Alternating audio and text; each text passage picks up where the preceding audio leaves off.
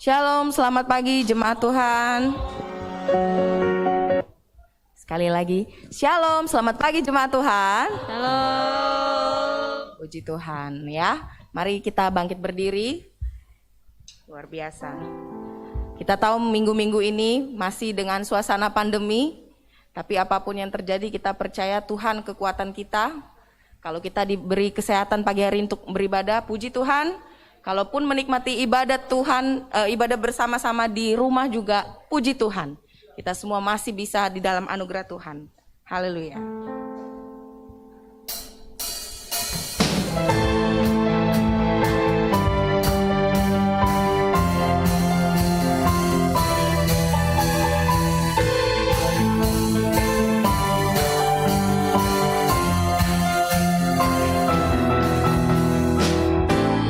Meskipun musuh di depanku, rintangan menghadang langkahku, tahu sungguh Engkau bersamaku.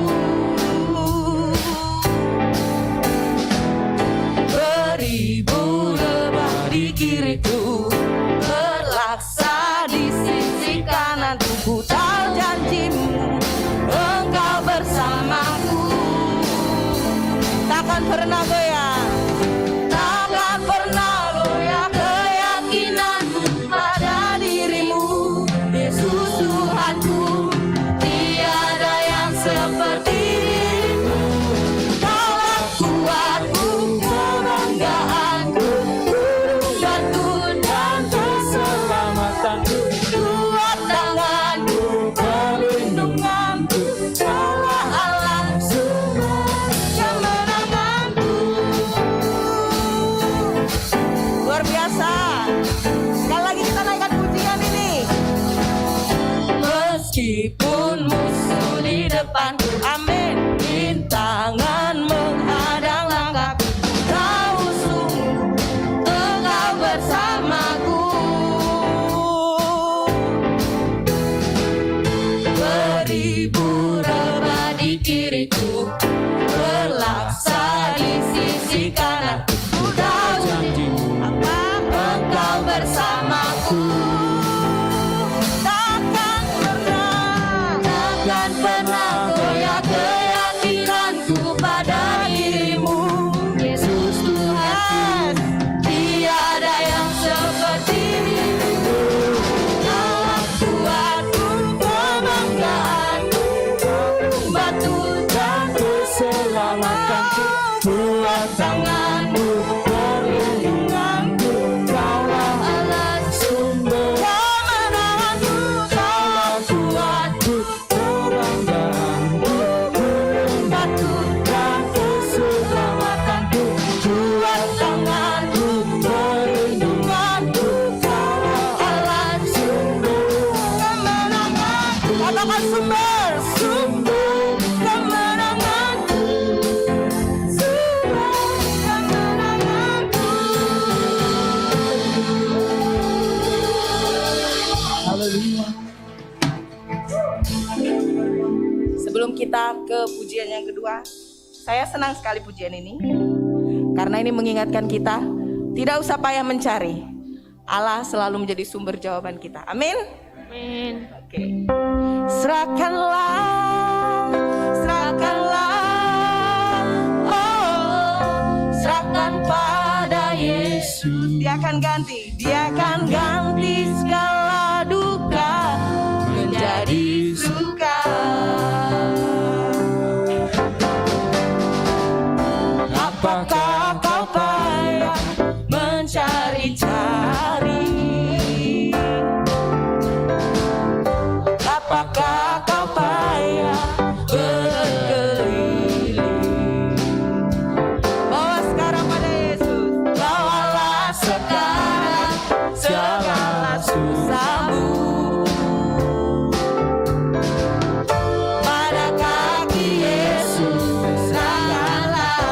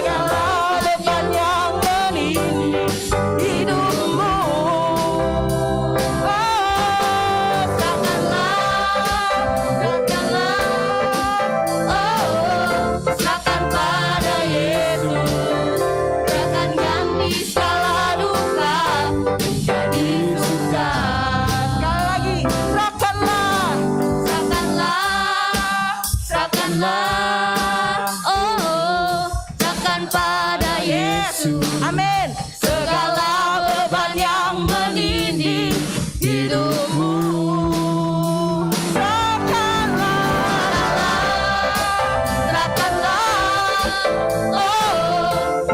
pada Yesus. Dia akan ganti segala duka menjadi suka. Dia akan ganti segala duka menjadi suka. Dia akan ganti segala duka menjadi suka.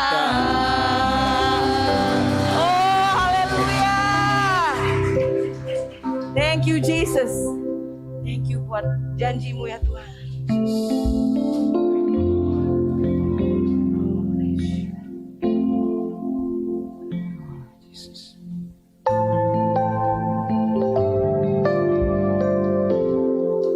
Sebab Engkau tempat berlindung kami.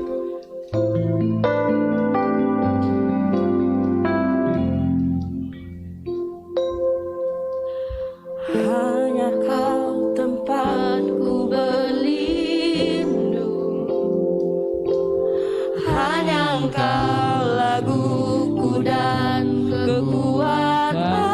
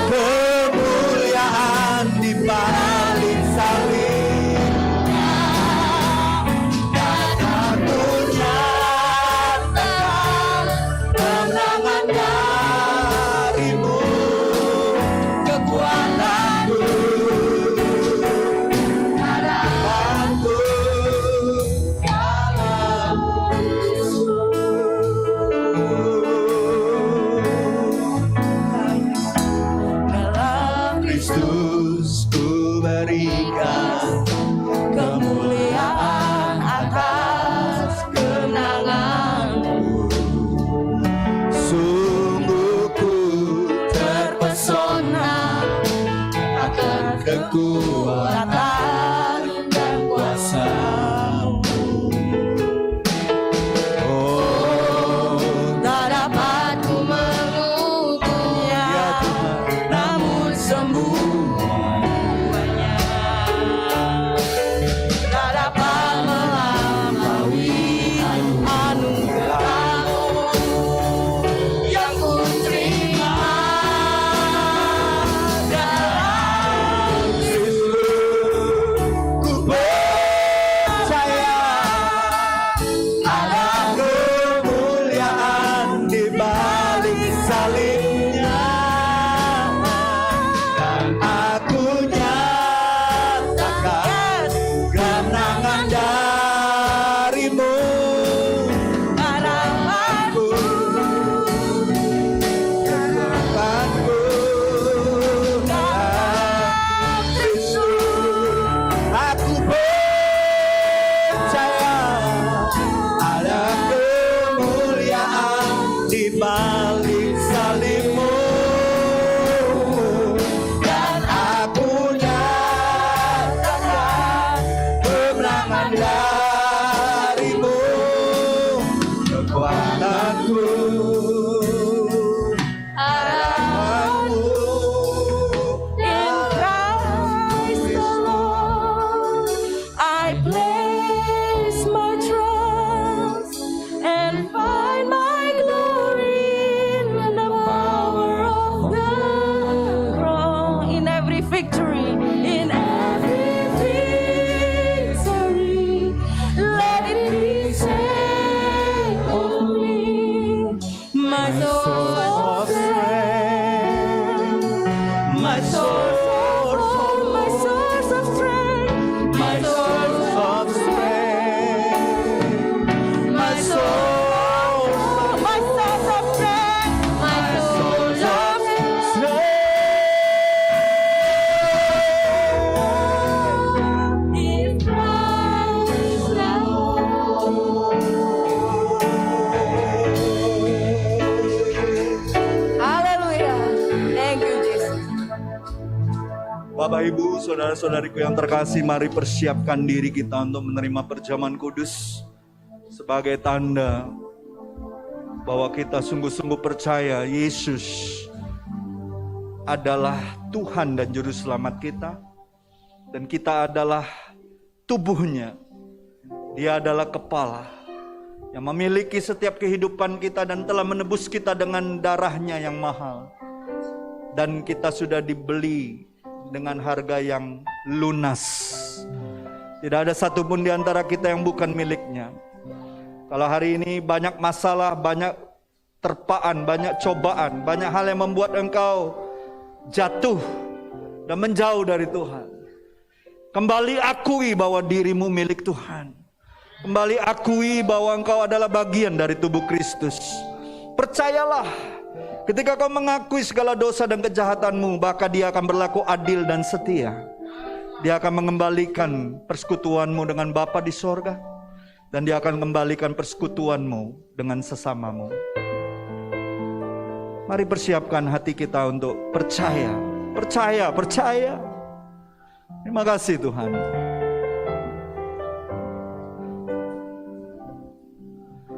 Sedalamnya hatiku kau pun tahu, dan kasih-Mu tak jauh dalam jiwaku. Di dalam kesesakan, di dalam kemenangan, bahwa Engkau selalu bersamaku. Sedalamnya hatiku kau pun tahu. Kau tahu hati setiap kami Tuhan, dan kasih-Mu tak jauh dalam jiwa. Di dalam kesesakan, di dalam kemenangan, Engkau selalu bersamaku. Di dalam kesesakan, di dalam kemenangan, ku tahu Engkau selalu bersamaku.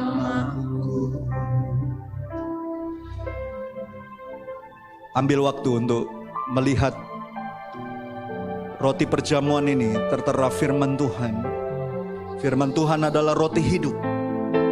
Dan setiap kita yang percaya dan menerima firman Tuhan, kau sedang menerima roti hidup untuk makanan jiwamu, untuk makanan rohmu. Tuhan, kami tahu ini hanyalah roti biasa Tuhan, tapi kami percaya dengan iman ketika kami mengambilnya. Ini adalah tubuh-Mu yang dipecah-pecahkan bagi kami. Mari kita angkat roti perjamuan ini. Pada malam waktu Yesus akan diserahkan, Dia mengajak murid-muridnya untuk perjamuan Paskah, yang kita kenal sebagai perjamuan kudus. Lalu Ia mengucap syukur atasnya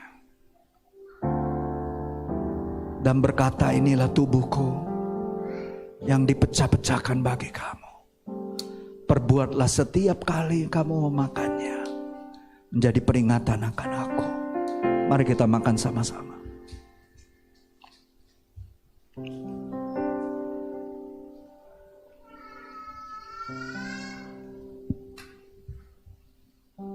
Enjoy the meal of covenant.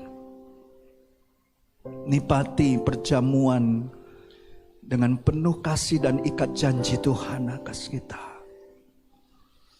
Terima kasih Tuhan.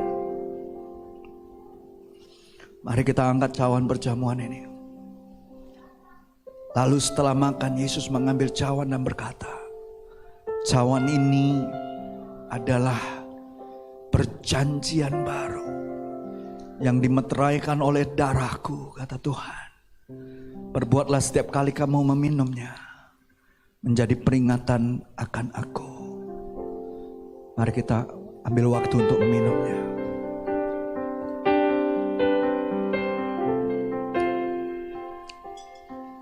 Dan setiap kali kamu makan roti dan minum dari cawan ini, kamu harus memberitakan kematian Tuhan, kemurahan Tuhan, bagaimana Dia sangat mengasihi setiap kita orang yang berdosa. Dan berita itu harus sampai, terus diberitakan sampai Dia datang kedua kalinya. Terima kasih Tuhan. Mari ambil waktu untuk mengucap syukur sama Tuhan. Bersyukur sama Tuhan, bersyukur.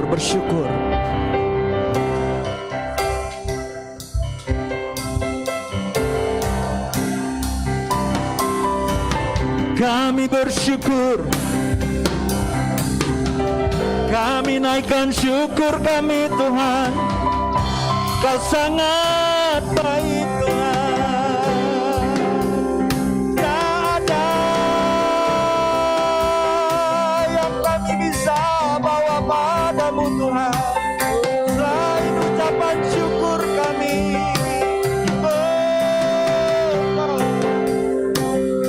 Terima kasih Tuhan. Terima kasih Tuhan.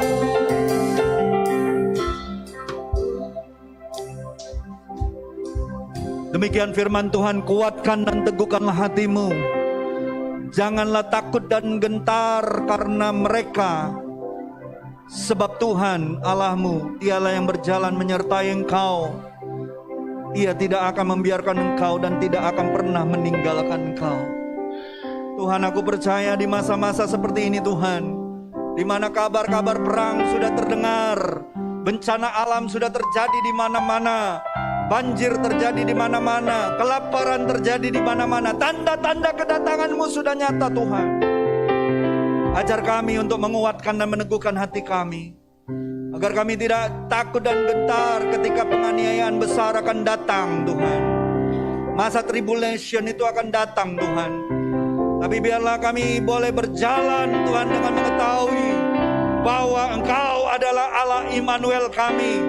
Pernyataan terbaik yang kami bisa terima setelah kami menerima Engkau sebagai Tuhan dan Juru Selamat kami, bahwa Engkau adalah Allah Immanuel kami, Allah yang beserta kami, yang tidak pernah meninggalkan kami sedetik pun.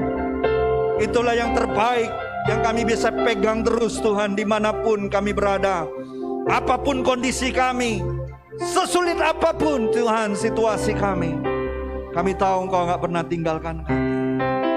Terima kasih Tuhan, sebentar kami akan mendengarkan sabda firman-Mu di minggu pertama, di bulan yang ketiga, di tahun 2022 ini Tuhan. Ajar kami lebih dalam lagi Tuhan mengenali isi hati-Mu melalui firman-Mu. Berkati setiap pikiran, roh, jiwa, tubuh kami. Karena kami percaya firman-Mu itu pelita bagi kaki kami dan terang bagi jalan-jalan kami. Roh Kudus, pakai setiap firman untuk menusuk hati dan pikiran kami. Pisahkan antara pikiran manusia dengan kehendak-Mu, sehingga kami mau mengambil keputusan untuk taat melakukan apa yang menjadi kebenaran firman. Kami serahkan waktu ini ke dalam tangan kasih-Mu Tuhan. Hanya di dalam nama Yesus setiap kita yang percaya dan siap diberkati. Sama-sama saya katakan amin. Silakan duduk. Selamat pagi, shalom untuk kita semua. Selamat pagi saudara-saudaraku yang beribadah di rumah. Pastikan bahwa saudara bukan nonton ibadah, saudara betul-betul beribadah. Saya percaya bahwa tidak pernah ada ibadah yang sia-sia. Bahkan ada janji Tuhan ketika kita beribadah, Tuhan akan memberkati makanan kita, Tuhan akan memberkati minuman kita, Tuhan bahkan memberkati tubuh kita untuk tetap sehat. Bahkan Tuhan katakan Dia menjamin kita tidak ada yang mandek, tidak ada yang mandul, tidak ada yang gagal dalam setiap usaha, pekerjaan, bisnis, sekolah, kuliah kita. Semua rencana Tuhan tidak mungkin gagal atas hidup kita. Amin. Kita bisa gagal, tapi rencana Tuhan tidak mungkin gagal. Ada amin saudaraku? Apapun yang baik yang sudah dirancangkannya atas hidup kita, itu pasti terjadi. Pasti terjadi.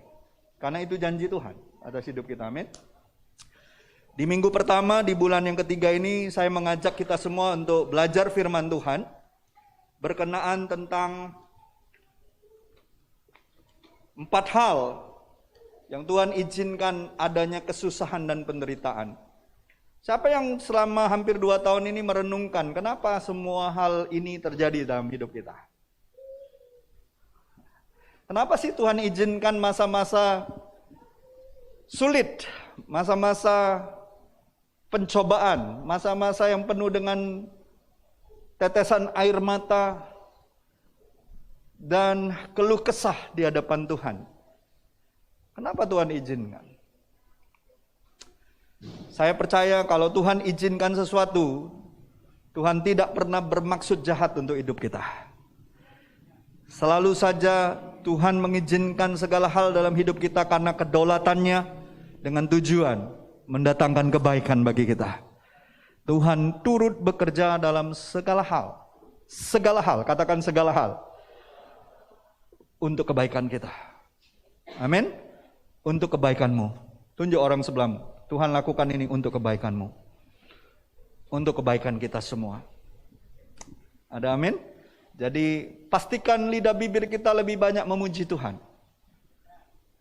Ya. Izinkan mulut kita dipenuhi pujian. Apapun yang terjadi. Ya. Ayub tidak ditemukan kesalahan dalam lidah bibirnya ketika dia mengalami segala penderitaannya. Karena dia mengatakan, aku lahir telanjang, aku pulang telanjang. Terpujilah nama Tuhan. Apapun yang terjadi kita harus mengatakan, terpujilah nama Tuhan. Terpujilah nama Tuhan. Amin. Harus memuji Tuhan. Penuhi mulut kita dengan pujian. Sehingga itu akan mengurangi segala keluh kesah kita, gerutuan kita, perkataan-perkataan yang tidak membangun, yang melemahkan iman kita. Amin. Hari ini saya beri judul khotbahnya 4 hal Tuhan izinkan adanya kesusahan dan penderitaan. Saudara-saudariku yang terkasih, kita janganlah heran ya. Karena Alkitab katakan jangan heran. Mari kita buka di 1 Petrus 4 ayat 12 sampai 16. Jangan heran keadaan ini terjadi sama kita. Karena itulah kata Alkitab, jangan heran. Banyak orang bertanya-tanya kenapa ini terjadi? Kenapa semua ini berlangsung begitu lama? Halo? Coba dibuka slide-nya. Kita lihat ayat firman Tuhan di 1 Petrus 4 ayat yang ke-12 sampai 16. Saudara bisa buka ke sana. Sudah sampai di sana semua kalau bawa Alkitab atau Alkitabnya. Tapi kalau saudara nggak bawa, saudara bisa lihat di depan kalau terbaca di depan. Ya, yang matanya belum minus-minus banget pasti masih kelihatan. Tapi kita akan baca sama-sama. Saya baca ayat genap, saudara baca ayat ganjil, ayat 16 kita baca sama-sama. Menderita sebagai Kristen. Pertanyaannya, ini kan judul perikopnya menderita sebagai Kristen. Coba lihat orang kiri kananmu. Pastikan dia orang Kristen. Halo, yang betul-betul sudah percaya Tuhan. Halo. Kalau dia ngakunya, tanya, kau orang Kristen nggak? Judul ini untukmu dan untuk saya. Amin. Jangan kita cuma mau yang baik saja dari Tuhan. Kita harus siap dengan hal-hal yang mendatangkan penderitaan dalam hidup kita. Amin. Sebagai pikul salib kita. Ya. Tentunya karena kebenaran, bukan karena hal yang jahat yang kita lakukan. Ya. Saya bacakan untuk saudara ayat genap, saudara baca ayat ganjil, ayat 6 kita baca sama-sama. Saudara-saudara yang kekasih, janganlah kamu heran akan nyala api siksaan yang datang kepadamu sebagai ujian. Sebagai apa? Ujian. Jadi masa-masa ini adalah masa ujian. Seolah-olah ada sesuatu yang luar biasa terjadi atas kamu.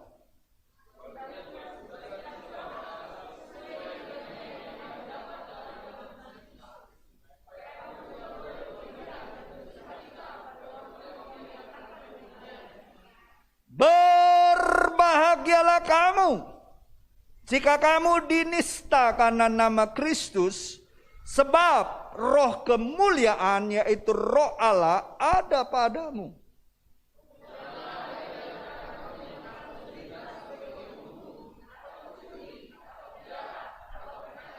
Ayat 16 kita baca sama-sama. Tetapi jika ia menderita sebagai orang Kristen, maka janganlah ia malu, melainkan hendaklah ia memuliakan Allah dalam nama Kristus itu. Amin. Ya. Kalau di bagian lain di Roma 8 ayat 18 dikatakan, sebab aku yakin, kata Rasul Paulus, bahwa penderitaan zaman sekarang ini yang tadi kita baca hanyalah sebagai ujian. Apa tadi? Ujian. Saudara tahu nggak 2 tahun ini kita belum selesai ujian kita. Kalau ujian di sekolah 1,5 jam, 2 jam selesai ya. Dan itu banyak yang pening pala, kata orang Palembang. Keluar-keluar kusut semua rambutnya. Apalagi kalau ujiannya susah. Betul nggak?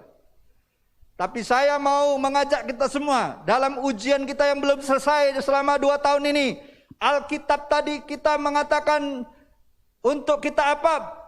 Supaya kamu juga boleh bergembira dan bersukacita. Dan terus berbahagia. Sambil menantikan kedatangan Kristus yang kedua kali.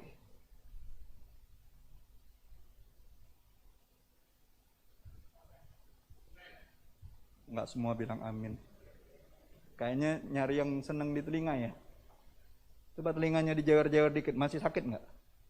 Kalau masih sakit, berarti Tuhan mau dengar sesuatu yang menyakitkan daging kita, tapi menyehatkan jiwa kita. Amin? Mungkin kita nggak bisa terima saat kita menerima kebenaran itu, awalnya. Tapi ketika kita renungkan, kita pikirkan, kita percaya akan janji Tuhan, suatu saat kita dibuat mengerti oleh Tuhan.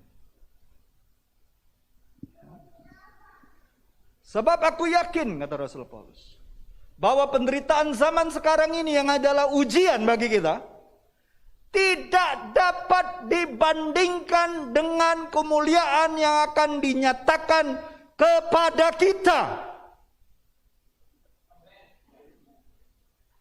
Kalau kita terus bertahan dengan tadi sukacita, dengan kita mengucap syukur, dengan kita berbahagia, kita bergembira terus di dalam Tuhan.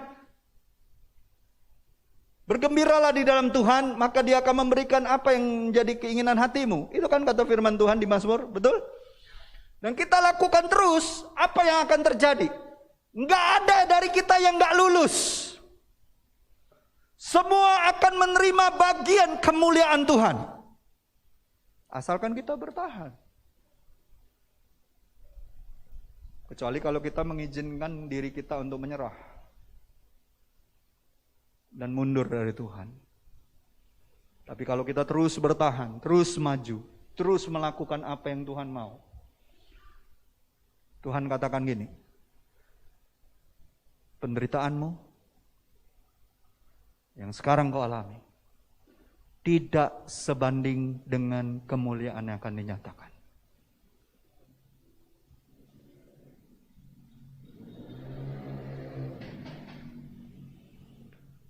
Mengapa Allah membiarkan kesedihan, kesusahan, dan penderitaan? Banyak kan orang bertanya, kalau Tuhan itu Maha Kuasa, kenapa sih Dia izinkan banyak penyakit yang membunuh banyak orang? Kenapa sih ada perang? Hari-hari ini kita dengar berita tentang perang. Halo? Udah banyak yang gugur dalam peperangan itu.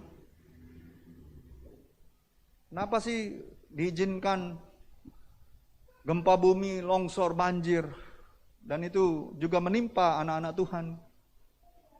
Kenapa itu semua terjadi? Kenapa ada sakit penyakit? Kenapa ada pembunuhan? Kalau memang Tuhan Maha Kuasa, Tuhan bisa atur segalanya untuk jadi baik. Kita tahu, bukan Tuhan yang menyebabkan itu semua. Halo? Tuhan izinkan, tapi apakah Tuhan penyebabnya? Tidak. Tuhan tidak pernah mencobai kita. Jangan pernah kita mengatakan bahwa Tuhan mencobai kita. Tuhan tidak pernah mencobai kita.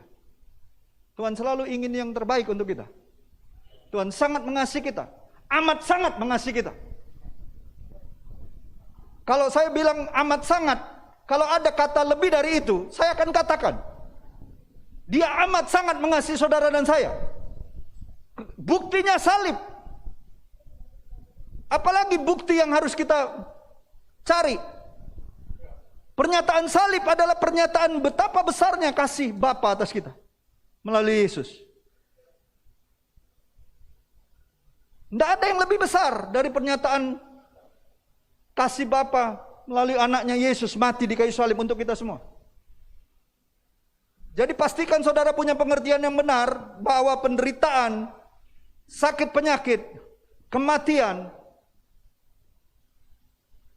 itu bukan Tuhan penyebabnya. Siapa penyebabnya? Siapa penyebab penderitaan? Iblis. Ingat cerita Ayub nggak? Ingat nggak cerita Ayub? Siapa yang masih ingat cerita Ayub?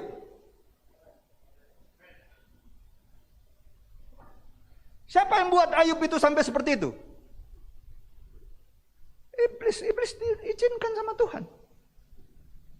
Tapi apakah Tuhan penyebabnya? Seringkali banyak orang, bahkan orang percaya, ngakunya percaya pun nyalakan Tuhan ketika terjadi sesuatu. Iblislah penyebab penderitaan. Sejak manusia jatuh dalam dosa, mengambil keputusan untuk menerima perkataan si jahat, si iblis, manusia menderita. Betul tidak? Tuhan tidak ingin kita mengalami hal-hal yang seperti itu. Tuhan izinkan. Nah, nanti kita belajar kenapa Tuhan izinkan. Ya. Lalu kenapa Dia membiarkan iblis untuk membawa kesedihan, penderitaan bagi diri kita? Padahal kan Ayub kan tidak ditemukan kesalahan sebenarnya. Betul tidak? Malah Allah sangat bangga atas keberadaan dia sebagai orang yang takut akan Tuhan. Betul tidak? Dia bukan orang miskin. Dia sangat kaya pada masa itu. Dan yang lebih luar biasa, dia kaya dan dia takut akan Tuhan. Banyak orang kaya yang gak takut sama Tuhan. Banyak orang kaya akhirnya memberhalakan kekayaannya. Dan itu terjadi kan di zaman Yesus waktu ketemu anak muda yang kaya, dia punya agama, dia ngikuti semua peraturan agamanya. Yang dia yakini itu dari Tuhan, dan memang itu dari Tuhan. Tapi ternyata kekayaan menjadi berhalanya. Betul tidak? Dan dia kecewa waktu Tuhan suruh sesuatu. Padahal dia sendiri yang nantang, apa yang lagi yang harus aku perbuat, betul nggak? Siapa yang nantang untuk berbuat sesuatu? Manusia sendiri. Apalagi dia merasa kurang, ada yang kurang. Selalu usaha manusia untuk terlihat baik di hadapan Tuhan dan di hadapan manusia, selalu saja merasa kurang. Tapi waktu kita menerima anugerah Tuhan di dalam Yesus, tidak perlu ada tambahan yang lain. Kalaupun kita berbuat sesuatu yang baik, semua karena anugerah Tuhan. Bukan Yesus plus perbuatan baik kita. Bukan Yesus plus apa yang kita kerjakan. Keselamatan cuma satu-satunya jalannya hanyalah Yesus, penebus kita. Jadi kenapa Tuhan izinkan membiarkan kesedihan dan penderitaan? Saya yakin tidak ada satu hamba Tuhan pun yang mungkin bisa menjawab secara lengkap dalam kehidupan ini. Halo? Nggak mungkin lengkap. Jawaban hamba Tuhan sehebat apapun dia, terkenal apapun dia, nggak akan lengkap jawabannya. Karena Rasul Paulus katakan apa? Pengenalan kita akan Tuhan dan setiap rencana Tuhan itu masih samar-samar selama kita hidup. Halo? Tidak ada yang paling sempurna. Semua masih samar-samar. Nanti kalau kita sudah pulang ke rumah Bapa dan melihat kemuliaannya, barulah di situ kita melihat dengan jelas. Semua sekarang masih samar. Tidak ada yang bisa menjelaskan secara keseluruhan tentang kenapa Tuhan izinkan penderitaan dan kesedihan itu. Sampai nanti dalam kehidupan kita di sorga bersama Bapa, itu baru semuanya jelas, kata Rasul Paulus. Ya, selama kita hidup ini masih ada tabir. Ya. Tidak ada alasan yang bisa memadai untuk kita disampaikan kepada orang yang sedang menderita dan mengalami ujian dalam hidupnya.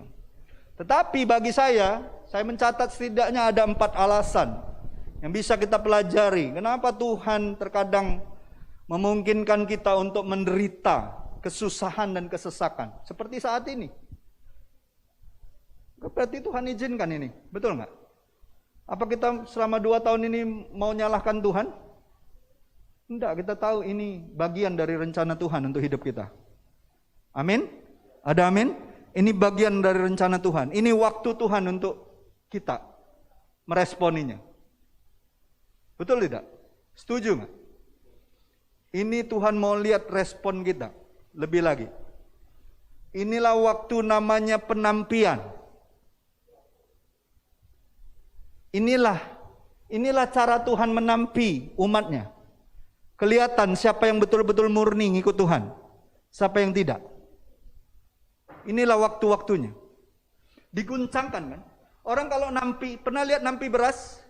Pernah nggak lihat orang nampi beras? Kan kita semua orang di Indonesia pernah kan lihat orang nampi beras?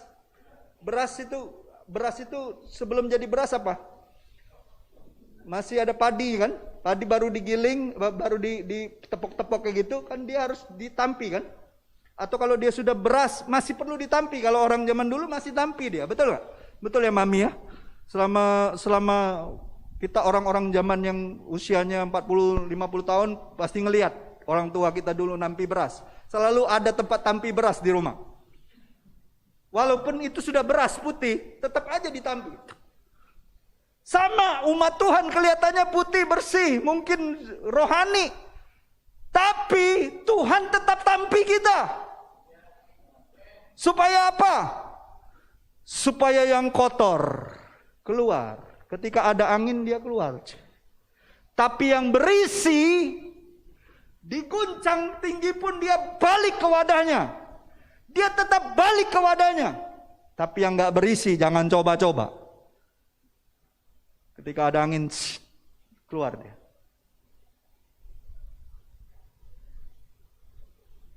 Dua tahun ini, saya jelas sekali mendengar suara Tuhan katakan, inilah masa-masa penantianku.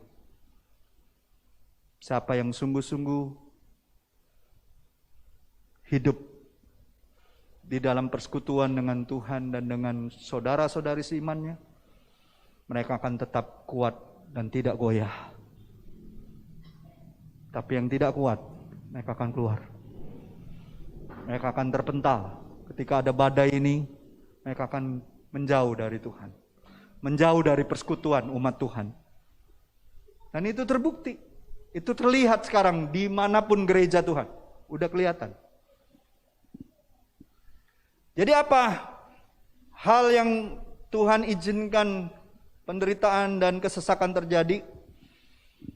4 alasan setidaknya saya mencatat. Ini saya mencatat sebagai perenungan saya kepada kita semua. Saudara bisa dapat hal-hal yang lain dari Tuhan. Saya tidak mau membatasi Tuhan. Setiap kita punya pergumulan dan takaran iman masing-masing. Amin. Mungkin ada alasan-alasan yang lain yang Tuhan akan bicara dalam hidupmu secara spesifik. Tapi ini yang saya catat, yang saya renungkan. Yang pertama, kenapa Tuhan izinkan kesusahan dan penderitaan? Yang pertama itu untuk mengungkapkan karakter kita. Untuk mengungkapkan siapa sebenarnya kita ini. Bagaimana karakter kita? Bagaimana kita merespon kesulitan, mengungkapkan apa yang ada di dalam hati kita. Justru di masa sulit ini kelihatan apa yang sungguh-sungguh ada di dalam hati kita sebagai orang percaya. Saya kasih ilustrasi, misalkan ada 2 guci dan kita berikan madu ke setiap guci, tetapi kita mengisi 1 guci dengan madu, yang lainnya dengan cuka apel. Sekarang kedua guci itu terlihat sangat mirip. Gucinya sama bentuknya. Tapi yang satu kita isi madu, yang satu kita isi cuka apel. Berarti isinya berbeda, betul? Dan kita memberi label madu di 2 guci itu. Sekarang seandainya salah satu saya buka, maka apa yang akan tercium? Kalau yang saya buka madu, yang tercium apa? Tapi kalau yang saya buka cuka apel, yang tercium apa?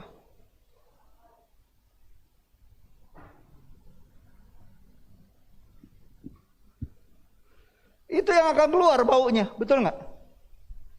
Rasul Paulus katakan, kalau kita ngikut Kristus sungguh-sungguh, yang muncul, yang tercium dari orang sekeliling kita adalah bau harum Kristus.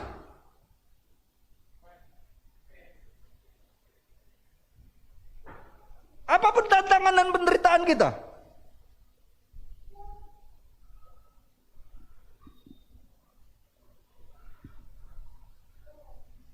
ingat masa-masa ini ketahuan apa yang sebenarnya di dalam isi hatimu. Kau simpan firman atau tidak? Kau simpan pujian atau tidak di dalam hatimu untuk Tuhan? Label kita sama, Kristen. Tapi ketika guncangan ini terjadi, hidupmu terbuka di hadapan Tuhan dan di hadapan sesama. Apa yang keluar dari mulutmu, keluar dari hatimu. Itu kan kata Alkitab. Apa yang terpancar dari perbuatanmu, itulah yang kau tabur setiap hari. Dan kau tuai kan dalam perbuatan, betul tidak? Jadi Bapak Ibu, saudara-saudariku yang terkasih, justru masa-masa ujian inilah sebenarnya Tuhan mau menyingkapkan wajah kekristenan yang sesungguhnya. Justru di masa-masa seperti ini. Ingat gak waktu Yesus mau disalib ke Bukit Golgota? Dia dimaki, dia dicaci, dia diludahi, dia ditendang, dia dipukulin. Tapi tetap saja di kayu salib, yang keluar dari mulutnya, Bapa, ampunilah mereka, sebab mereka tidak tahu apa yang mereka perbuat.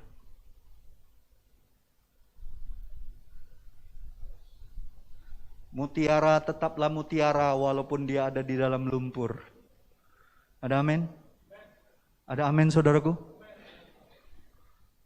Walaupun kita menderita, walaupun kita sakit, walaupun kita dianiaya, ketahuan siapa yang ada di dalammu ketika kau meresponinya.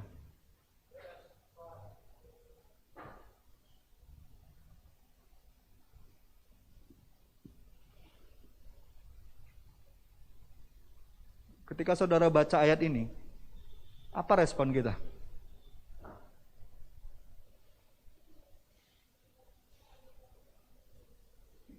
Pernah kan saudara baca ayat ini? Pernah nggak? Apa respon kita atas pernyataan ini? Terus terang setiap kali saya dapat ketemu ayat ini,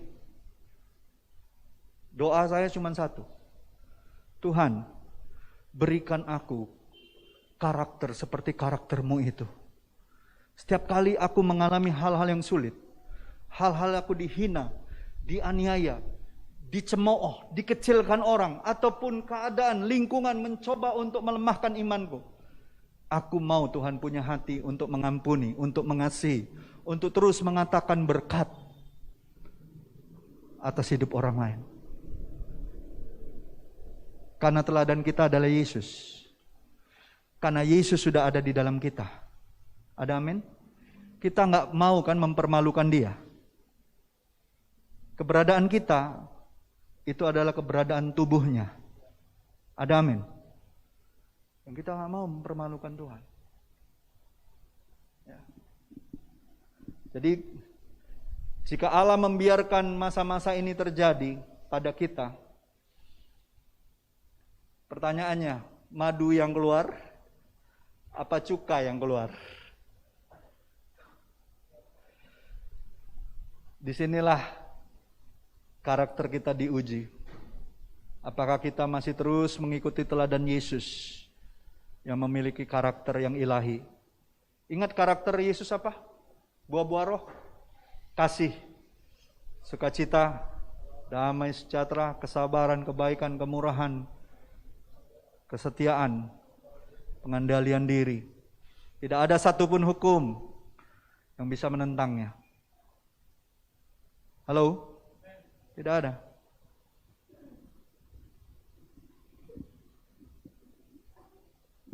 Siapa yang percaya hari-hari ini karaktermu sedang diasah sama Tuhan? Siapa yang percaya hari-hari ini Tuhan ingin engkau terbuka di hadapan Dia dan di hadapan sesama? Supaya kelihatan jelas siapa dirimu di hadapan Tuhan dan di hadapan sesama. Masa-masa inilah kelihatan siapa yang betul-betul mengikut Tuhan dengan sungguh-sungguh dan siapa yang hanya sekedar agama saja ataupun rutinitas saja. Kelihatan. Itu yang pertama. Yang kedua, kenapa Tuhan izinkan penderitaan dan kesusahan? Supaya Tuhan ingin melihat kemurnian karakter kita. Di mana kita menempatkan emas untuk dimurnikan? Di tungku api yang panas sekali. 1000 derajat lebih itu. Untuk peleburan itu. Dalam panas tungku api, semua kotoran emas akan keluar. Justru di masa-masa ini, kalau kita mengizinkan masa sulit ini, masa ujian ini, Kita terus bertahan di dalam kasih Tuhan. Kita terus bertahan di dalam iman kita. Kita terus bertahan di dalam kebenaran firman Tuhan. Percayalah, segala sesuatu yang kotor dari hidup kita dikeluarkan Tuhan.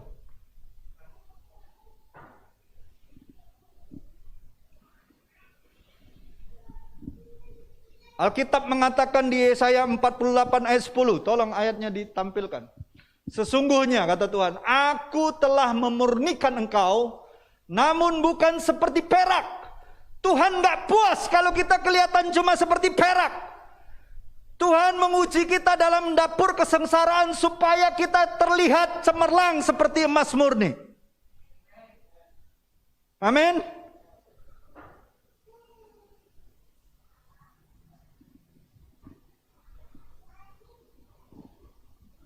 Di mana dia menguji kita? Dapur kesengsaraan namanya. Ada saya lihat baca komennya. Woi dah. Gara-gara Omikron ini sengsaronian, enggak baca napas. Badan sakit galau, rasanya remuk redam. Pala pening, peningnya bukan sikok tempat, kiri kanan depan belakang. Menyut-menyut pokoknya. Dinjok panadol, dinjok apa bayar obat dak kata yang mempan. Halo? Tapi sebenarnya kita lagi di dalam dapur kesengsaraan supaya Tuhan melihat kemurnian karakter kita. Tuhan mau lihat apa yang keluar dari mulutmu. Apa yang keluar dari tingkah lakumu ketika mengalami masa-masa sulit ini. Tuhan mau lihat.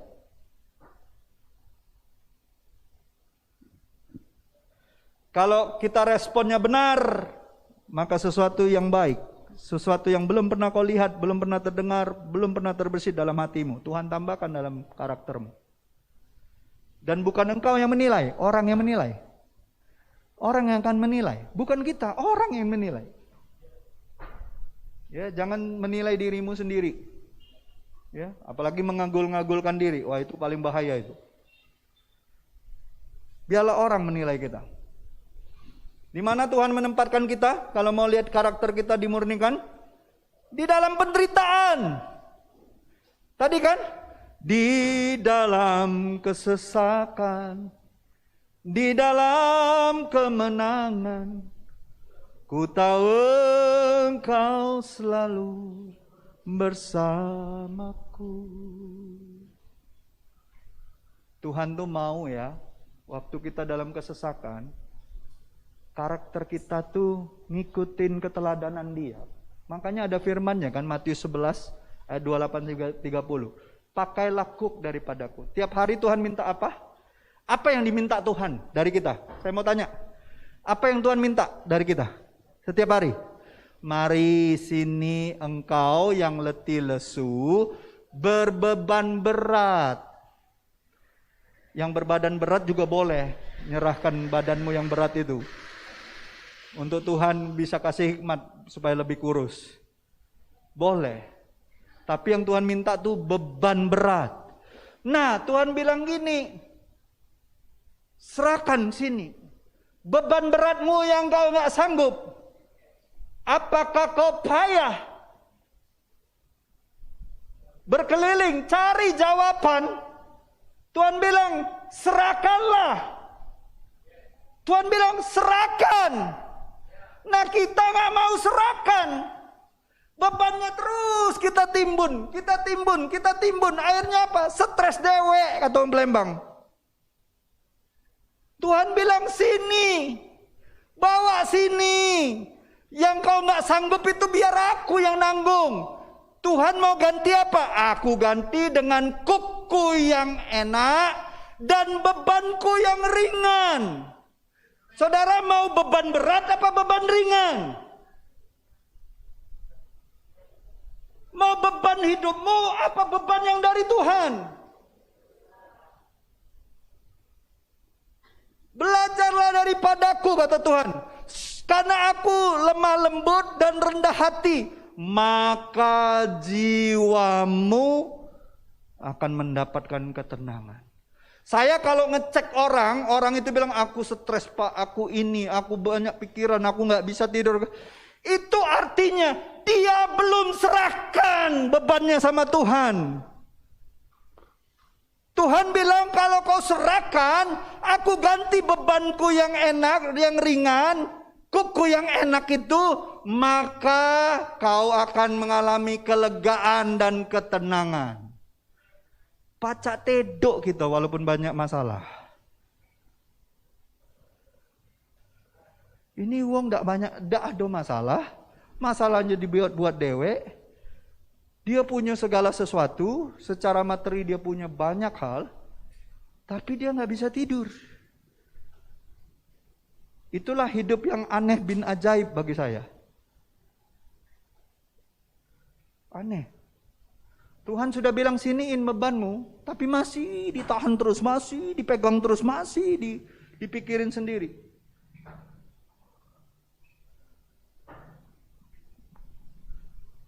Makanya Tuhan bilang apa di Efesus 5 ayat 17?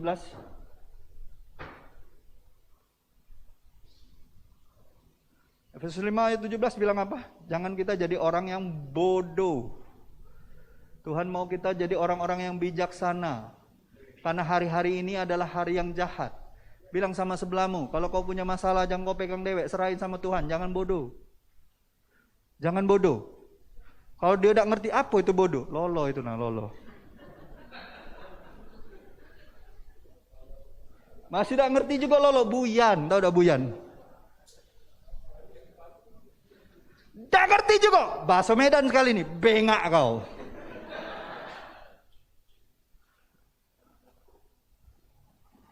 Kan itu kan diperhalus kan, bodoh dibilang. Kata Tuhan bodoh. Kalau bahasa Palembangnya lebih lemak dengarnya, ai buyan. Oh kita kalau uang ngomong buyan sama kita nak ngapa gitu. Bila Tuhan ngomong bodoh kita marah-marah. Mana bisa kayak gitu? Bodoh kalau kita di dalam masa-masa kesesakan ini kita nggak serahkan segala beban kita. Tuhan bilang siniin, bebanmu yang kau nggak sanggup sini, serahin sini, aku ganti. Artinya gini, waktu kita datang ke Tuhan, kita serahkan semua beban kita, Tuhan ganti dengan beban yang daripadanya. Itu enak dan ringan. Maka jiwamu akan mendapatkan ketenangan, kelegaan. Saya kalau habis doain orang ya, orangnya bilang gini, Pastor, aku legonian Pastor. Itu saya senang sekali. Artinya orang ini betul-betul percayakan masalahnya sama Tuhan. Legonian tuh. Itu senang banget saya.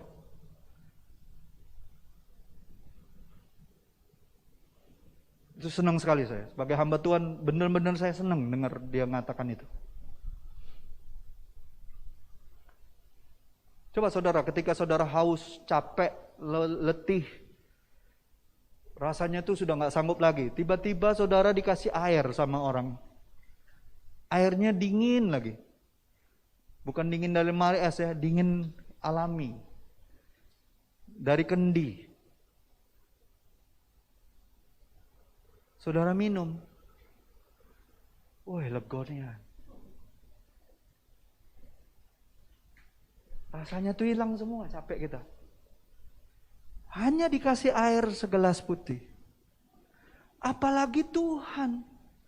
Air yang Dia kasih sama kita akan meluap.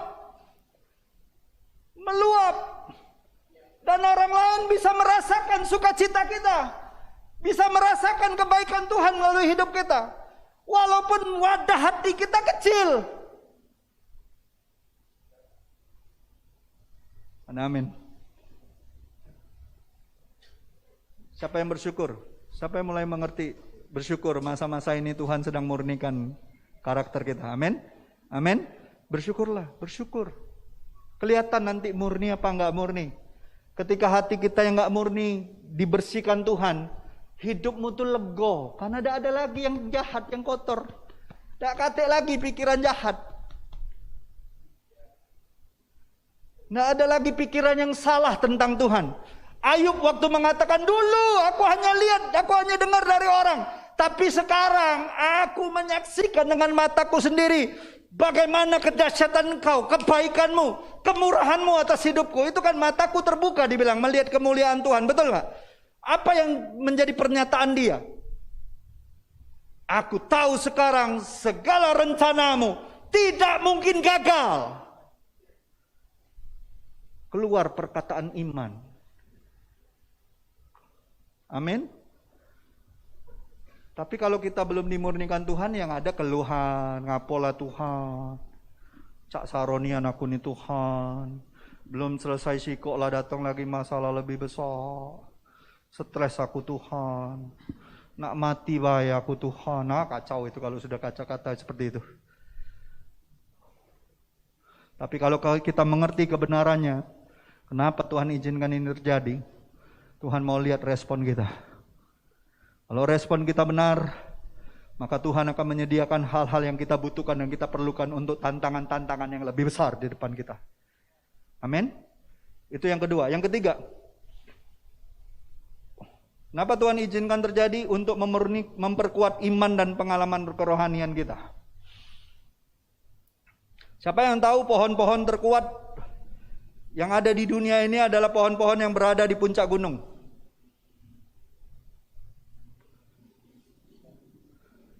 Ingat nggak waktu Raja Salomo bangun bait suci? Dia ngambil pohon-pohon dari mana? Pohon aras dari mana? Di bukit-bukit Libanon situ. Betul? Pohon-pohon yang mutunya terbaik, yang keras, yang bentuk kayunya kalau dipotong estetika kata anak-anak sekarang, estetik. Ya. Kenapa? Karena pohon-pohon yang di atas gunung itulah yang paling banyak menghadapi angin dan badai. Kan dibilang semakin tinggi pohon semakin kencang anginnya. Betul? Betul tidak? Ya. Tapi kalau anak Tuhan, kan kalau itu pohon ya, kalau anak Tuhan, interpretasi Tuhan, gambaran Tuhan untuk kita apa? Dalam satu hewan perkasa. Raja Wali. Kalau yang namanya baru belajar ngikut Tuhan, masih ngepak-ngepak dia. Masih nak berusaha ngikut Tuhan. Tapi kalau orang sudah yang namanya hatinya dibentuk Tuhan, dia sudah punya pengalaman-pengalaman akan kebaikan Tuhan, akan kemurahan Tuhan, akan firman Tuhan. Ketika badai datang, dia bukan lari, dia mendekat badai dan dia cuma membuka sayapnya. Nggak perlu ngepak lagi. Karena dia punya pengalaman. Badai-badai sebelumnya. Ketika dia buka tangannya, ketika dia mengangkat tangannya, ketika dia memuji Tuhan, Tuhan bawa dia lebih tinggi dan lebih tinggi lagi. Miliki pengalaman dengan Tuhan secara pribadi. Kekristenan bukan agama. Kekristenan bukan rutinitas. Kekristenan bukan liturgi yang mati. Kekristenan adalah hubungan kita dengan Tuhan. Pribadi lepas pribadi. Setiap hari, bukan setiap hari Minggu. Setiap hari. Dan Tuhan mau kerohanian kita bertumbuh. Tuhan mau kita punya pengalaman-pengalaman pribadi. Saya yakin, saya nggak tahu dengan saudara, saya begitu yakin orang-orang Kristen terkuat adalah orang-orang yang paling menderita di dalam kehidupannya. Alkitab mengatakan dalam Yakobus 1 ayat 2 dan 3 dikatakan apa? Saudara-saudaraku, anggaplah sebagai suatu kebahagiaan apabila kamu jatuh dalam berbagai-bagai pencobaan. Sebab kamu tahu bahwa ujian terhadap imanmu menghasilkan ketekunan. Saudara tahu, pada masa-masa awal-awal gereja mula-mula, banyak orang-orang kafir, orang-orang yang gak kenal Tuhan, percaya kepada Kristus karena melihat iman dan karakter orang-orang Kristen pada mula-mulanya. Makanya generasi gereja pertama setelah 100 tahun itu berbeda sekali karakternya. Berbeda. Kalau saudara baca sejarah gereja. Orang mula-mula itu, mereka yang tentara Roma yang bunuhin orang-orang Kristen itu. Mereka menyaksikan keteguhan hati orang-orang Kristen. Dianiaya, diadu sama singa, dibunuh, ditenggelamkan di danau yang dingin. Tetap saja orang-orang Kristen pada mula-mulanya itu teguh berpegang kepada Kristus. Sampai akhirnya mereka melihat iman itu dan gentar terhadap Tuhan. Ada orang-orang yang seperti ini. Saya selalu terkesan dengan orang-orang yang hidupnya begitu banyak penderitaan, banyak ujian, banyak cobaan, tapi hatinya, perkataannya hanya tertuju kepada Tuhan. Gak pernah saya gak kagum melihat kebesaran Tuhan atas orang-orang seperti itu. Gak pernah. Saya kagum sekali. Saya lebih kagum dengan orang-orang yang seperti itu daripada kelihatan orang Kristen yang wah, ngomongnya ceritanya berkat. Gak ada yang salah dengan berkat. Tapi kalau setiap kali cerita tentang kebaikan Tuhan cuma hanya berkat, yang ke Gunung Kawi juga banyak yang kayo. Yang ke Gunung Lawu juga banyak yang kayo. Yang ke Gunung Kemukus juga banyak yang kayo. Yang ketemu Nyirol Kidul juga banyak yang kayo. Apakah itu tujuan hidup kita? Tujuan hidup kita kemuliaan Tuhan. Amin. Bukan berkat jasmani. Kalau saudara baca perjanjian lama, iya, nyata, berkat itu nyata, betul, berkat-berkat jasmani memang nyata, dinyatakan. Tapi kita umat perjanjian baru, berkat-berkat kita adalah berkat-berkat sorgawi, berkat-berkat rohani. Kalau itu dulu yang kita cari, maka segala sesuatu akan ditambahkan dalam hidupmu. Amin. Itu dulu yang dimengerti. Jangan ngutip terus kejadian 26 tentang Ishak itu. Makin kayo, semakin kayo, sangat kayo. Nah kacau kau. Tidak belajar firman Tuhan dengan benar. Alkitab jelas mengatakan Yesus dalam pernyataan Rasul Paulus. Kekayaan kita adalah kekayaan dari surga. Yang rohani, yang ilahi, yang ada di dalam Kristus. Makanya tadi kan kita nyanyi kan. Dalam Kristus.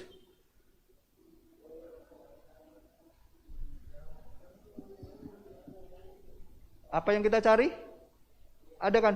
Dalam Kristus ku terima mobil mewah, rumah yang besar. Ada? Tidak kate.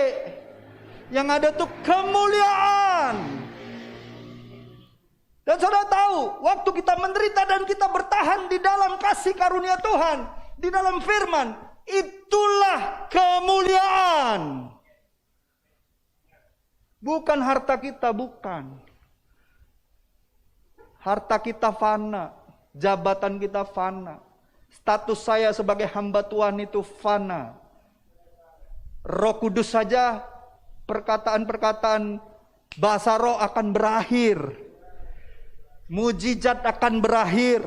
Semua akan berakhir kecuali kasih dan firman Tuhan. Makanya yang kita kejar yang itu, yang kekal itu. Amin. Ada amin saudaraku? Jadi ingat, jadi Tuhan kadang-kala mengizinkan penderitaan ya, supaya kita ini menghasilkan ketekunan. Saudara masih bertekun nggak baca firman hari ini? Saudara masih bertekun nggak berdoa bagi orang lain? Banyak orang lain ya punya pengertian yang salah tentang doa syafaat.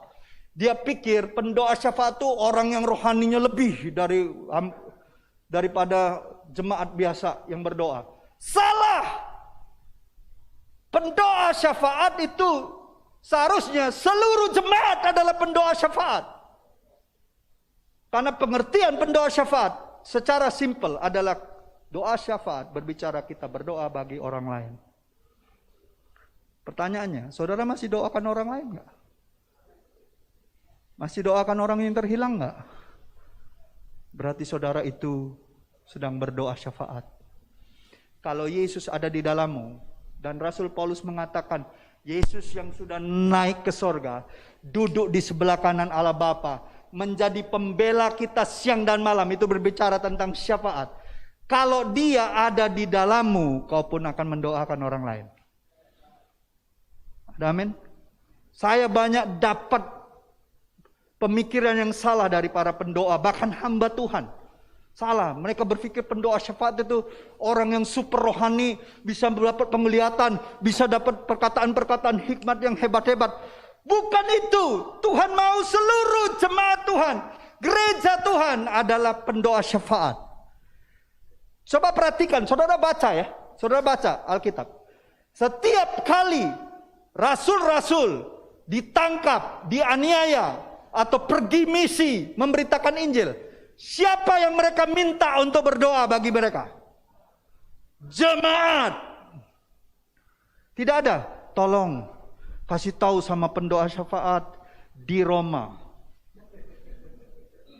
Aku lagi di penjara, tolong nih pendoa-pendoa syafaat yang doanya makbul itu, doa aku ya. Tidak ada. Yang ada waktu Petrus ditangkap, jemaat berdoa bagi Petrus. Ini kadang-kadang saya kalau dengar hamba Tuhan ataupun pendoa-pendoa sekarang agak aneh-aneh. Mereka pikir pendoa syafaat itu orang yang super, yang lebih hebat doanya. Ketika kau berdoa, misalnya gini, misalnya Pak Krisnan, Tuhan berkati Bapak Hanes, berkati keluarganya, istri, anaknya, usahanya. Dalam nama Yesus. Sesimpel itu dia berdoa, dia sedang bersyafaat di hadapan Tuhan dan mewakili Pak Anes. As simple as that. Gak usah berpikir yang macam-macam. Ada orang kalau satu gereja pendoa syafaat kami, luar biasa Pak. Doa keliling, doa ini, doa ini. Jadi doa syafaat itu apa ya pengertiannya? Kalau bagi saya simpel aja. Seluruh jemaat ini, ketika saudara berdoa untuk orang lain, saudara sedang bersyafaat. Dan saya bergairah setiap kali ada pergumulan di jemaat ini, memberitahukannya kepada saudara. Karena saya yakin saudara pasti berdoa untuk itu. Amin. Amin. Jangan punya pengertian yang salah tentang doa. Amin. Justru di masa sulit ini, saudara masih bersyafaat enggak bagi orang lain? Disitulah hatimu dimurnikan. Disitulah Tuhan lihat ketekunanmu. Amin. Kalau kau berdoa untuk orang lain untuk berhasil, percayalah Tuhan akan buat kau berhasil lebih lagi. Karena kau enggak mentingkan dirimu sendiri. Yang terakhir. Kenapa Tuhan izinkan penderitaan dan kesesakan, kesulitan terjadi? Untuk memberikan kita kebebasan memilih. Mengapa Allah memberikan semua rasa sakit dan penderitaan? Saya percaya untuk memberikan kita kebebasan memilih. Kita bebas memilih, tapi akan diikuti dengan konsekuensi, betul nggak? Setiap pilihan hidup kita dibarengi dengan konsekuensi, betul? Setuju? Apapun keputusan kita, pasti ada konsekuensinya, betul? Alkitab berkata dalam Galatia 6 ayat 7, apapun yang ditabur orang itu juga akan dituainya. Contoh, pria yang merokok sepanjang hidupnya, nggak heran kalau dia tiba-tiba dinyatakan dokter sakit kanker paru-paru. Saya nggak heran. Tanya sini, ada beberapa mahasiswa yang dari kedokteran. Kalau orang yang merokok sepanjang hidupnya, terus dia dianalisa kena kanker paru-paru, perlu heran kita? Tidak heran. Karena apa yang dia tabur, itulah yang dia tuai. Biasanya ada penyakit yang lain, Milo. Sakit jantung. Kalau sudah merokok berat, coba orang perokok berat, ajak berlari 100 meter sekebutan. Bisa-bisa dia 1 jam dia mengesnya. Padahal larinya cuma 100 meter. Apa yang kita tabur, kita akan tuai. Ya.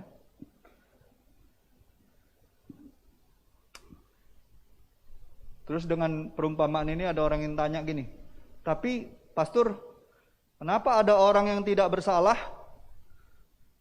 yang membuat pilihan atau membuat pilihan yang benar tapi tetap menderita? Siapa contohnya? Hidup benar, pilihan hidupnya benar, tujuan hidupnya benar, tapi tetap menderita. Siapa contohnya? Kok susah banget mikirnya, siapa contohnya? Yesus. Ada ditemukan kesalahan dalam dirinya? Ada nggak? Yang nyelidiki dia dari pemerintah pun, Pontius Pilatus nemukan nggak kesalahannya? Tidak. Dia hidup benar nggak? Dia hidup banyak memberkati orang nggak? Tapi kenapa menderita? Pertanyaannya, apakah dia menderita? Apakah Yesus menderita lebih daripada orang lain yang pernah menderita? Betul nggak? Oh, saya tanya, saudara sebagai jemaat Tuhan yang ngakunya percaya kepada Yesus, apakah dia menderita lebih daripada orang lain yang pernah menderita di dalam kehidupan ini? Betul nggak? Dari mana kita tahu? Alkitab katakan kepada kita di 1 Petrus 3 ayat 18, dia menderita hanya untuk orang yang tidak benar. Berapa banyak orang yang tidak benar di dunia ini? Semua orang. Rasul Paulus katakan tidak ada orang yang benar.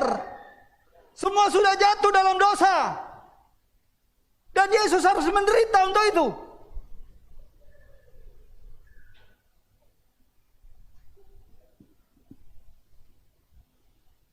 Setiap kali saya memandang salib, saya melihat klimaks dari kontroversi besar itu antara Kristus dengan setan. Dan saya percaya di Kalvari lah kemenangan terbesar terjadi atas orang-orang yang percaya kepada Kristus, yaitu kemenangan Dia sebagai Mesias, penebus kehidupan manusia yang berdosa. Kita melihat bukti penderitaannya adalah demi kebenaran di sisi Bapanya. Waktu dia menderita di kayu salib, saudara tahu nggak Tuhan sedang ngapain di kayu salib waktu dia menderita? Dia membeli saudara dan saya. Dia beli hidup kita. Dia tuker hidup kita dengan hidupnya.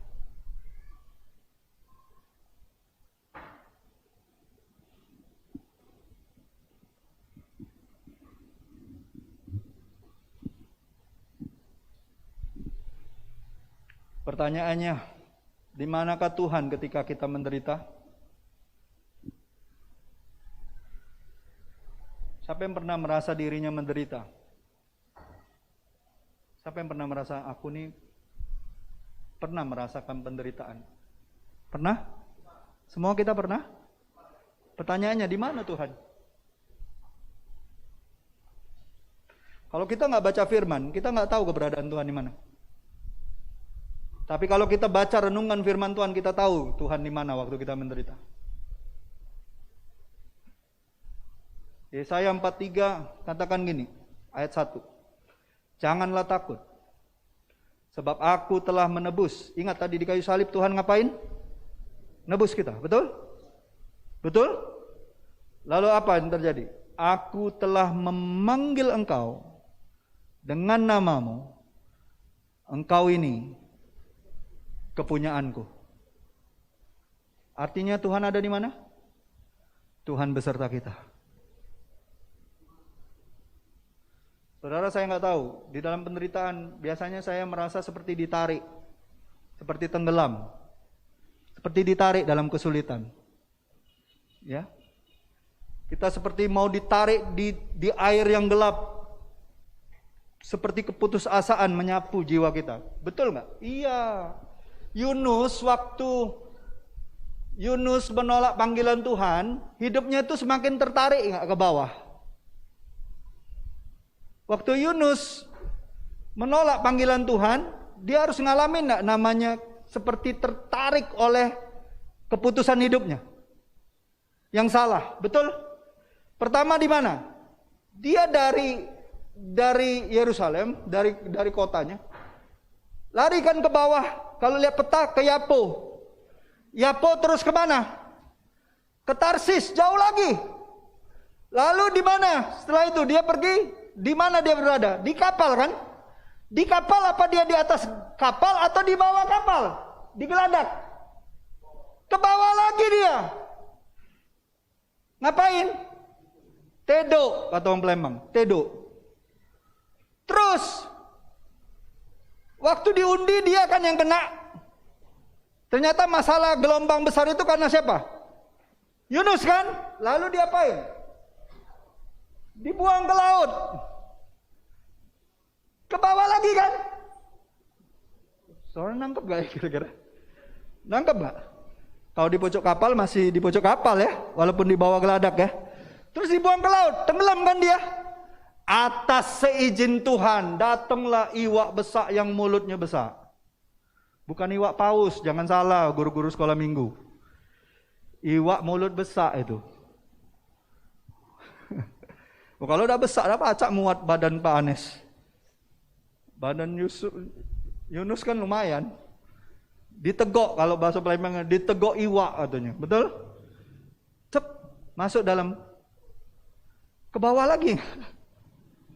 Makanya kalau baca Yunus 2, aku berada di bawah di tempat orang-orang mati. Siapapun saudara di masa-masa sulit ini, saudara lari dari panggilan Tuhan. Lari dari pencobaan ini, lari dari ujian ini.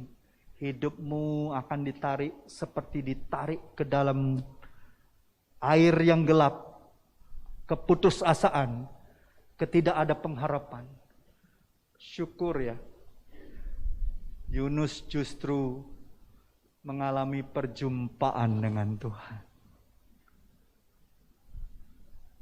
Siapa yang mau di masa-masa sulit ini mengalami perjumpaan dengan Tuhan? Pernah mau mengalami perjumpaan dengan Tuhan walaupun hidupmu seperti itu tarik ke bawah, kayaknya tuh terpuruk sampai ke dasar-dasarnya. Siapa yang mau ngalamin bertemu dengan Tuhan? Tuhan gak pernah gagal dengan rencananya. Walaupun kita lari, Yunus lari, tapi tetap aja kan dibawa ke Niniwe, ke dalam panggilannya. Amin? Ada amin? Dan saya percaya bila saudara dan saya menderita, ingat Tuhan ada di sisi kita. Tuhan itu pegang tangan kita. Tuhan ingin menuntun kita. Amin? Ada amin? Mari kita tutup semua Alkitabnya. Saya minta tim pujian. Saya nggak tahu, saudara dulu waktu kecil pernah nyanyi lagu Kidung Jemaat nggak ya? Ada yang pernah nyanyi lagu Kidung Jemaat nggak? Siapa yang dulu pernah di satu gereja tradisional ataupun gereja Protestan yang lama? Saya salah satunya. Dan saya masih terus senang dengan lagu-lagu pujian itu, Kidung Jemaat. Karena itu ditulis oleh hamba-hambanya dari masa-masa abad-abad sebelumnya, abad 18, 17, 19. Tolong dibuka itu slide-nya, tolong. Bantu saya tim pujian untuk menyanyikan lagu ini. Kekuatan serta penghiburan diberikan Tuhan padaku. Tiap hari aku dibimbingnya. Tiap jam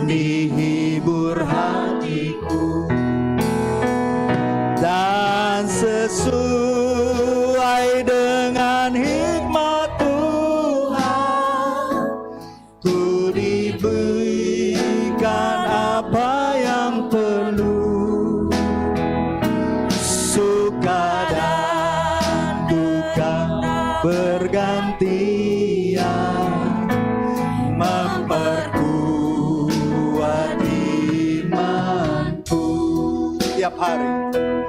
Tiap hari aku dibimbingnya, diberi rahmatnya tiap jam. Angkat tangan kita. Diangkatnya bila aku jatuh, dihalaunya musuhku kejam. Katakan, dan sesuai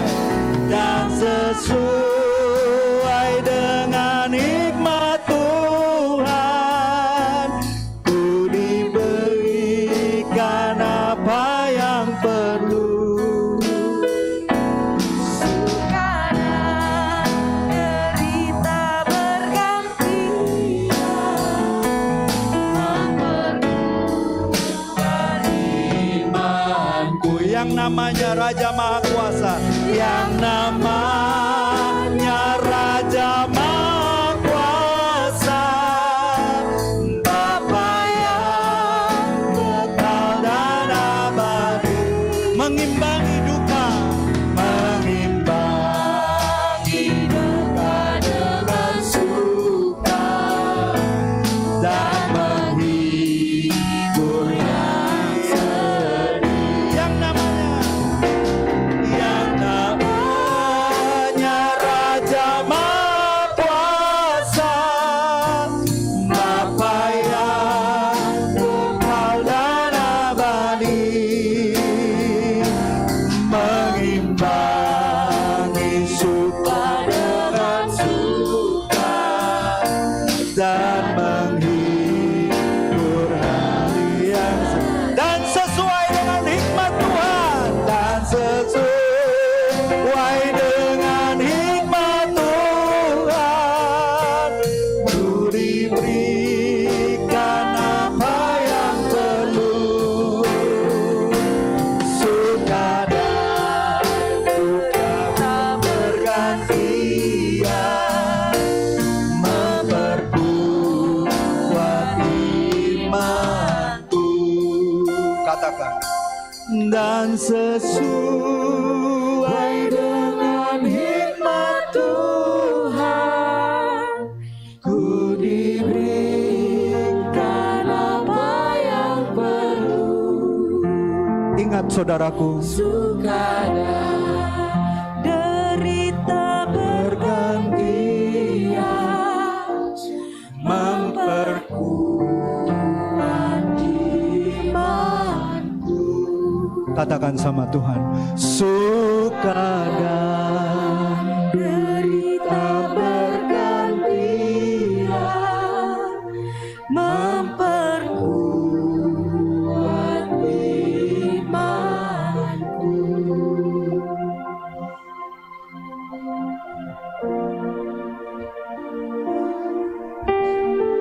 Kami sangat bersyukur Tuhan, di masa-masa berduka maupun masa-masa kami bersuka, datang silih bergantian dalam hidup kami. Bahkan ketika masa-masa duka, orang-orang yang kami kasihi meninggalkan kami, orang-orang yang kami kenal menjauh daripada kami. Biarlah kami terus diingatkan ya Tuhan, memang betul suka dan duka itu datang bergantian. Karena justru itulah yang memperkuat iman kami, bahwa Engkau selalu ada di sisi kami. Engkaulah satu-satunya pribadi yang tidak pernah meninggalkan kami Tuhan. Engkaulah satu-satunya pribadi yang sabar menantikan karakter kami dibentuk, iman kami diperkuat, sukacita kami diteguhkan oleh kebenaran firman-Mu. Tuhan, biarlah masa-masa ini ketika suka dan duka datang silih berganti, kami mau mengatakan terima kasih Tuhan. Mari kita katakan sama Tuhan, terima kasih Tuhan. Terima kasih masa-masa ini Tuhan, Kau memperkuat imanku. Terima kasih Bapa, Engkau adalah Bapa yang Maha Kuasa, yang tidak pernah meninggalkan kami, tidak sedetik pun. Justru di masa-masa sulit dan kesesakan ini, Engkau tahu yang terbaik untuk hidup kami Tuhan. Terima kasih Tuhan. Bapak Ibu saudara-saudariku yang ada di ruangan ini maupun yang ada di rumah, ketahuilah Tuhan kita adalah Allah Immanuel. Di dalam suka maupun duka, Dia ada bersama-sama denganmu. Dia tidak pernah meninggalkan kau, tidak sekalipun. Bersyukurlah, pujilah Dia, karena Dia berkuasa atas hidupmu. Kau yang sakit saat ini, oleh bilur-bilur darah Yesus, terima kesembuhan dari Tuhan. Kau yang sedang mengalami kelemahan, hari-hari ini, di dalam nama Yesus, ada penghiburan yang menguatkan kau. Ada kekuatan ilahi yang akan meneguhkan hatimu. Akan ada sukacita yang membangkitkan semangatmu.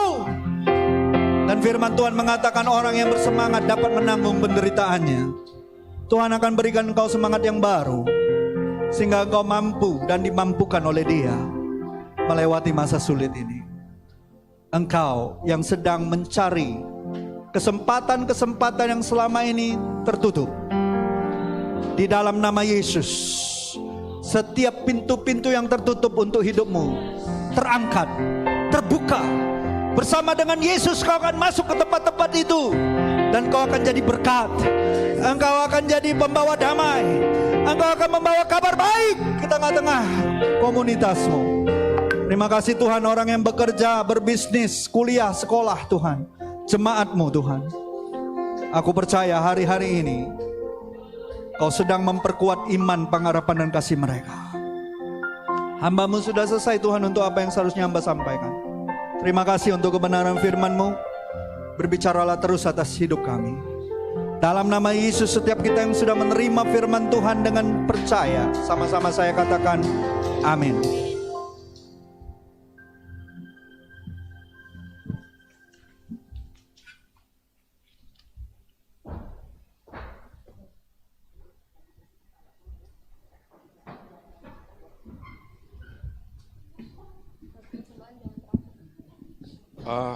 Saya percaya jemaat di sini diberkati Tuhan untuk firman Tuhan.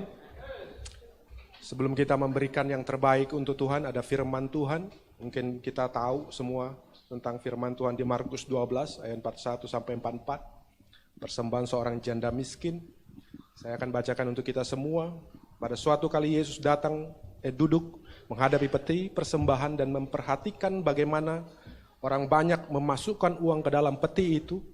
Banyak orang kaya memberi jumlah yang besar, lalu datanglah seorang janda yang miskin dan ia memasukkan 2 peser, yaitu 1 duit, maka dipanggilnya murid-muridnya dan berkata kepada mereka, "Aku berkata kepadamu, sesungguhnya janda miskin ini memberi lebih banyak daripada semua orang yang memasukkan uang ke dalam peti persembahan.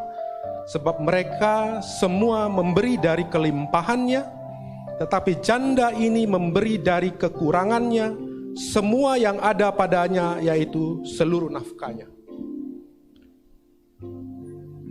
Janda miskin, kalau boleh kita perumpamakan bahwa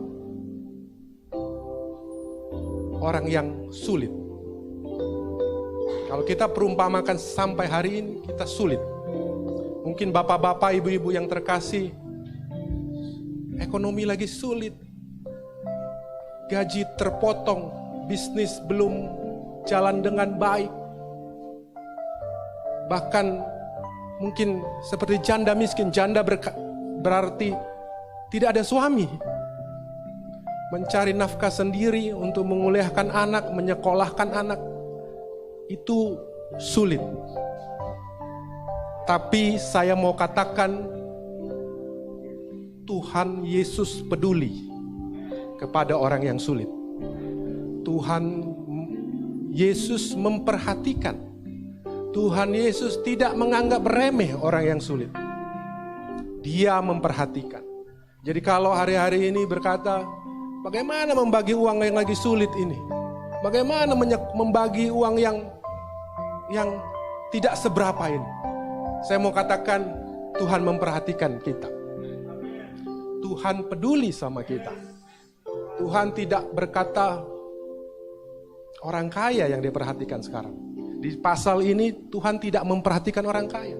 Tuhan memperhatikan orang yang miskin. Jadi saudara-saudara kasih, seberapapun yang kita dapat berkat Tuhan, dibilang dimasukkan ke dalam peti persembahan. Itu yang Tuhan perhatikan. Mari kita berdoa. Tuhan, kami mengucap syukur. Sesulit apapun kami hidup hari ini, di zaman-zaman COVID ini Tuhan, yang kami percaya Engkau firman Tuhan katakan, jangan gelisah dan gentar hatimu. Kami percaya Tuhan tidak pernah akan mempermalukan kami. Tuhan akan membuat kepala kami berdiri tegak menghadapi semua masalah di dalam hidup kami. Kami percaya walaupun pendapatan kami kecil, gaji kami kecil, kami memberikan yang terbaik untuk Tuhan. Terima kasih Tuhan atas pengertian firman Tuhan. Kami mengucap syukur di dalam nama Tuhan Yesus. Amin.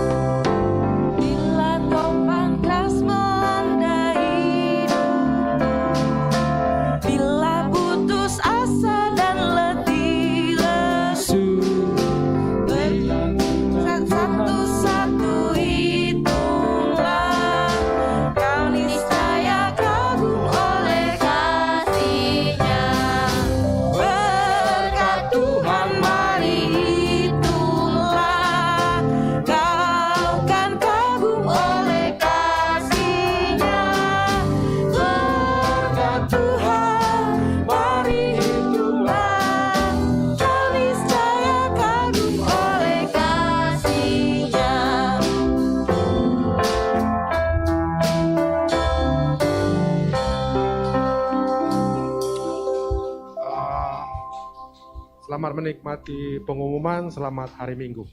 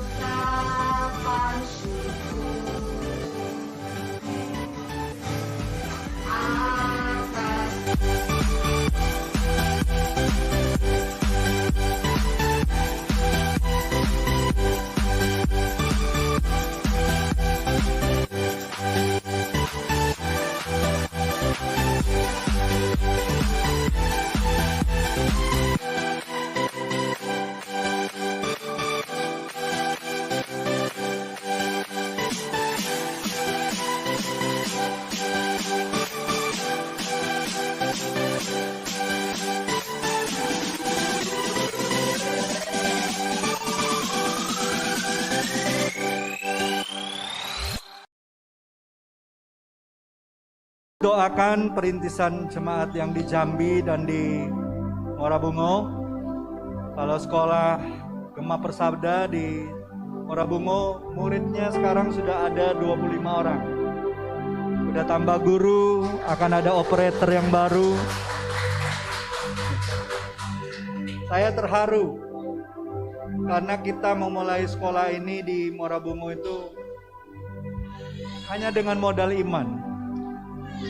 Kekuatan kita hanya pada orang yang punya hati, yang mau berdiri sama-sama untuk bukan hanya sekolah ini ditujukan untuk jadi tempat pendidikan, tapi kita percaya dari anak-anak ini lahir orang-orang yang beriman kepada Tuhan, orang-orang yang percaya. Dan memang betul dari beberapa anak-anak ini sudah ada di dalam jemaat bersama dengan keluarganya. Terus doakan mereka, dan kita percaya sekolah ini akan terus berkembang, bertumbuh. Siapa yang mau percaya sekolah kita bukan hanya TK nanti, ada SD, ada SMP, ada SMA. Amin. Dan tidak menutup kemungkinan di Palembang pun kita bisa lakukan itu. Amin. Kalau kita beriman nanti punya gedung sendiri, kita bisa juga memulai hal yang baru untuk itu. Amin, Bapak Ibu. Saya mengundang kita semua, baik yang di ruangan ini maupun yang di rumah, untuk bersiap diri menerima berkat Tuhan. Kita akan doa berkat, tapi sebelumnya kita akan memuji Tuhan. Kami memuji kebesaran, ajaib Tuhan, ajaib Tuhan.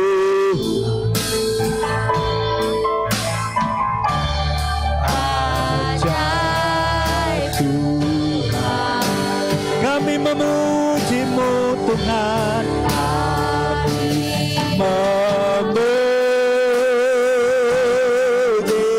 kebesaran-Mu. Ajaib Kau Tuhan, ajaib Tuhan, ajaib Tuhan. Sekali lagi kita nyanyikan lagu ini. Kami memuji kebesaran-Mu. Ajaib Kau Tuhan, ajaib Tuhan. Yes Lord,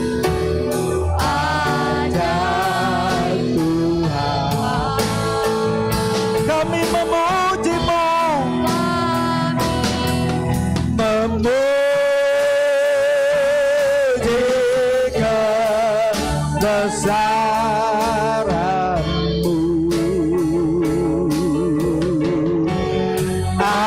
Ajaib Tuhan, ajaib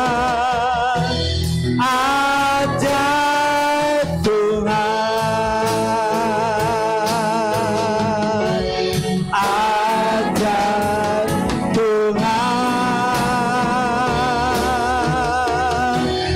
ajaib